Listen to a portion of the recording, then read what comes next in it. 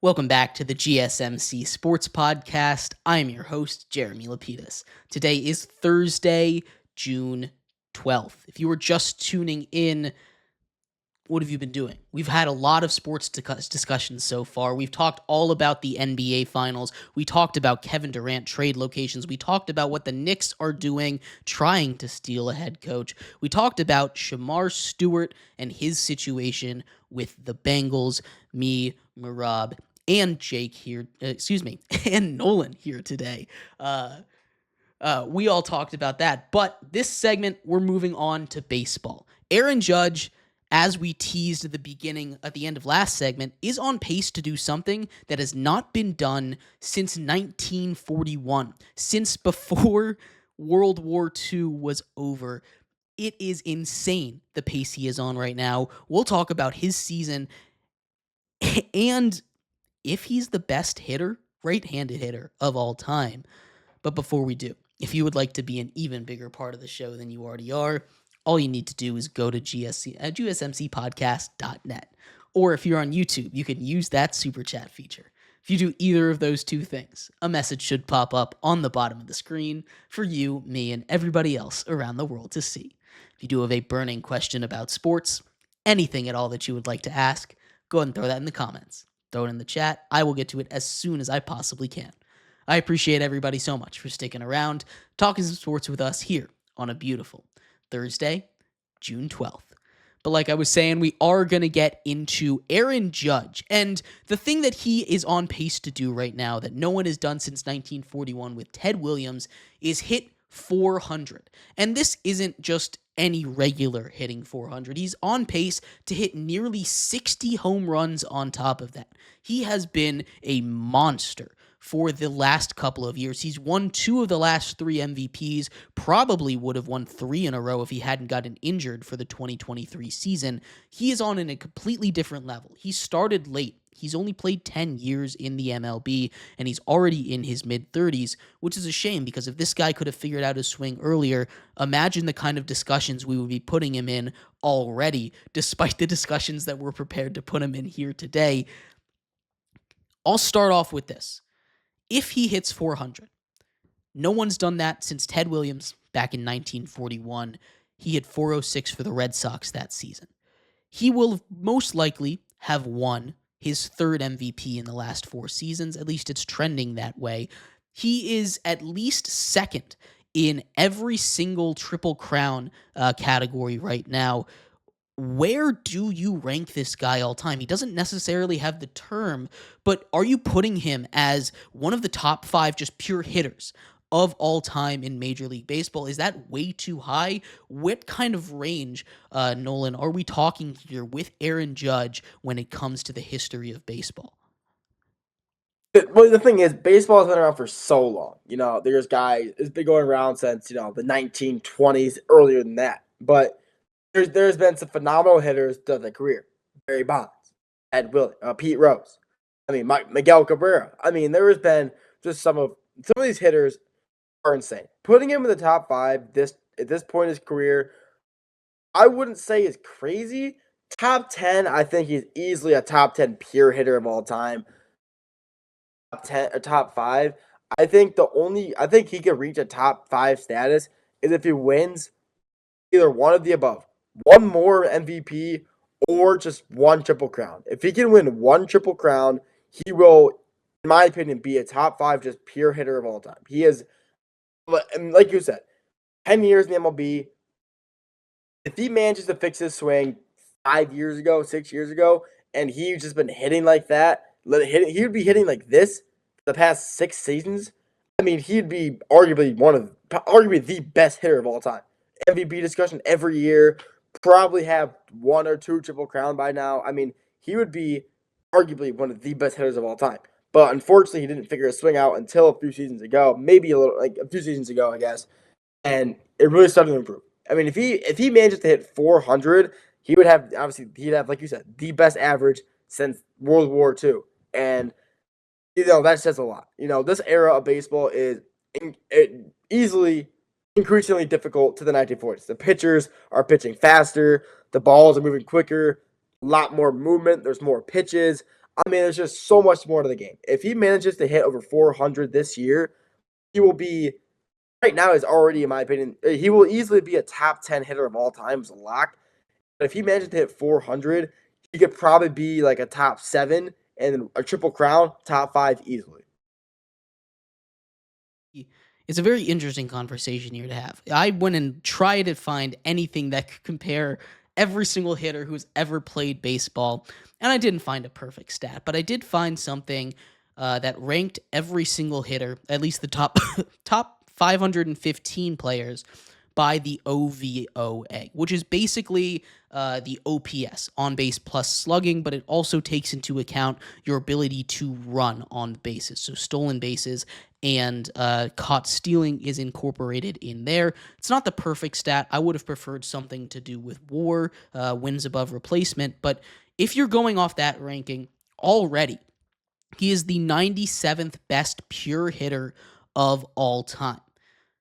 But you have to take in consideration, he's only done it for 10 years. His early career was not that great. He has 2 of the best 50 hitting seasons ever. He was 44th in 2022 of all time, 8th in 2024 of all time, and he is having a better season this year than he was having last year. He could have a top 5 all-time season, and that would put him twice in the top 10, 3 times in the top 50. Metrics aren't perfect. You have guys at the top of this list that you would expect to be at the top. Babe Ruth, number 1. Barry Bonds, number 2. Ty Cobb, 3rd. Ted Williams, the last guy to hit 400, at 4th. And Hank Aaron at number 5, right? These are legends of the game. And if you put that as your top 5 hitters of all time, people probably wouldn't really blink an eye because, yeah, why not? Those guys could absolutely be the top 5 hitters of all time. But what Aaron Judge has been able to do over such a small, relative career sample size kind of pushes him up the leaderboard for me. The highest active player that I saw was Mike Trout, and he is one of the best players of all time in baseball. He is, if he had stayed healthy, and that's a big if over there, it wouldn't even really be in contention there. But Aaron Judge has the ability and the, I guess, pace to catch and pass him as far as being a better hitter than him, which is crazy to talk about. If I said that 5 years ago, my head would be on a spike right now because of what a player Mike Trout is, right? This is insane. And again, this is better. He keeps improving after year after year after year, sets the home run record. Then he wins the MVP again by having a much better five-tool season, and he's doing it again. He's about to hit 400. It's hard to do. There's a reason no one's done it since 1941. We'll just take a step back here. Mehrob, is he even gonna do it right now? You know, he goes 1 for 4. His average tanks. He goes 1 for 3. His average tanks. He needs to hit at least 2 for 5 every single time to increase that average. It is insane what he's doing. Is this even possible right now? I mean, I could see him hitting 2 for 5 in 70% of the games that are left, or probably with less games, with less than 100 games to go, probably closer to 80%. But there are still going to be those games where he goes 1 for 4, 1 for 3. He has some sluggish days. He's still human. You can't expect him to just be perfect all the time. Will he get to that 60 home run record or mark? I think he definitely will get there or get close to 50, 60 home runs this year. But for the 400, that is a level that these days is borderline impossible to do, barring an injury, barring something crazy with these, especially with how good pitchers are these days. It's so hard to hit 400, even for 1 game, 2 games, 3 games, for a week. This guy's been doing it so far, and we're close to the halfway point of the regular season. So when we're in totality, I think I wouldn't be shocked, but I mean, realistically, I can't say that we would see it. No.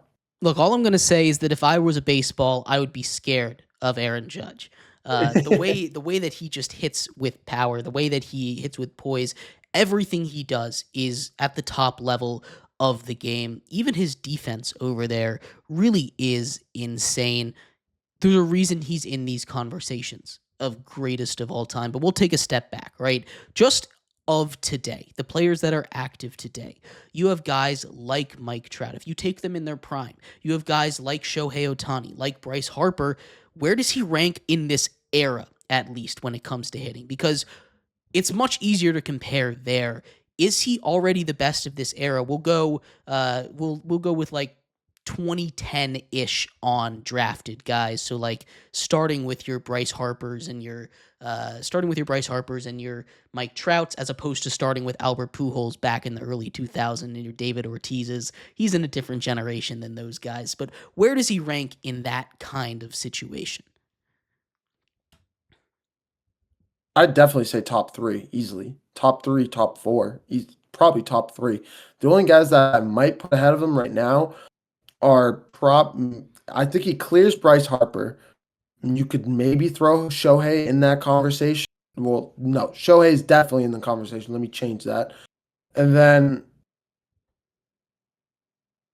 I think the only guy that might be in contention with is Shohei, which is crazy enough. The guy that he's playing up against right now. That's just my take. What do you think, Nolan? Yeah, I mean, there's just so many good players. I mean, the 2010s era was stacked. You have, obviously, half the Dodgers roster. Freddie Freeman, Mookie Betts, obviously Shohei Ohtani. I mean, those 3 guys alone. Then you got, the Phillies roster. You got Bryce Harper. He's actually like the main guy, I guess. I mean, most of it's Bryce Harper. You got Mike Trout stuck on the Angels. That sucks for him. I mean, there's just so much talent, from the early 2000s, like late 2000s, early 2010s era that was drafted. I mean, in the top 3, it's not crazy to say that at all.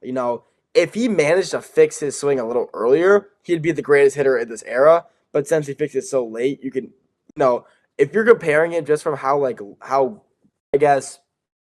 he started to how now versus the guys in that era, he'd be probably the best. But throughout his career, there's just been guys who've been playing better longer. Shohei Ohtani's been playing better longer. Bryce Harper, I think, Bryce Harper's been one of the best hitters of his generation.